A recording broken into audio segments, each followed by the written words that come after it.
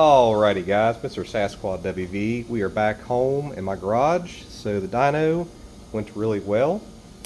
So my max power on the top end turned out to be 41.12 and max torque is 38.10. And yeah, so here's the dyno sheet. Went really well, actually really fun. You know, Don did the dyno, got to meet him, and he was really nice man. Really knew what he was talking about, and he offered if I wanted to do a dyno run with the dyno tires, but I just pretty much told him, you know, I'm not drag racing this Raptor, I just trail ride and just like to recreationally ride, and I just wanted the fuel air mixtures, you know, dialed in and have my bike to run healthy, and he understood, and this is what I got. So yeah, it was a really fun time. I saw some other Raptors there, really awesome Raptors. They were modded out. I ended up seeing a Raptor with a monster pipe.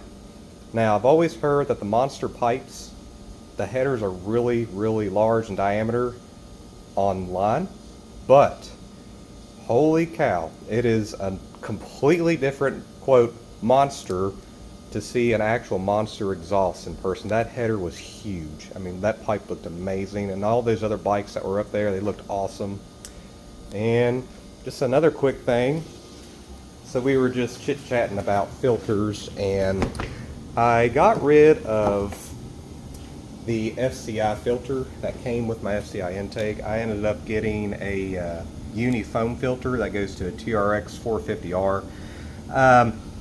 Don and Brandon, they were very adamant about me switching to this style foam filter because they swear up and down those K&N style filters, they flow too much dirt, and they've seen, you know, blown up engines that run those filters. So beforehand, I went ahead and put this on, and I agree with them because I grew up with foam filters. I've always heard that K&N style filters, they just flow too much dirt. And I see a lot of guys that run Raptors with the FCIs with that FCI filter. You know, to each his own. You know, if that's your preference, go ahead, but I just like to play it safe. Got this baby on. The only thing I had to do to this filter was I had to take out the inner cage, and you can see it or not, that little plug right there, I had to saw that off the cage and plug that hole.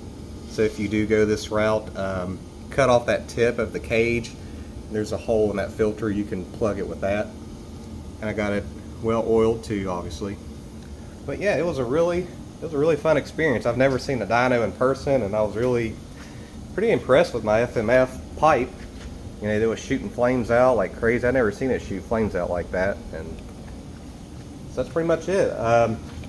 If you just got a regular old fuel tuner, I've got an HMF, and you're wanting to go the FCI route, I highly recommend you locate a dyno dealer, because if you go in to change your air intake, you know, this is substantially larger than the stock intake tube, and that can kind of throw off your fuel air ratio. If you're not going to go that route, you don't have to get it dynoed if you just have a fuel controller in your stock air tube. But yeah, Sturdivant Power Sports, very great group of people. They sponsor racers, and they go racing every weekend and do a lot of builds on YFZs, Raptors, and really awesome folk, awesome experience. Got to see this in person, got to hang out in the garage. So yeah, like I said, if you're in the market for an FCI intake and you just have a regular old fuel controller, locate a dyno dealership. And if you're unaware of a dealership, you can go on to dynojet.com, and they have a search tab where you can type in your area code, and it'll locate a dealer for you. So that's pretty much what I did. I went on Dynojet and I typed in my area code, and Sturdivant Power Sports popped up in Elkins. Alrighty, not going to ride it today. Got to go on shift this weekend. I hope to get some riding footage here soon. So hope you all enjoy this video, and stay tuned, and remember, Christ is King.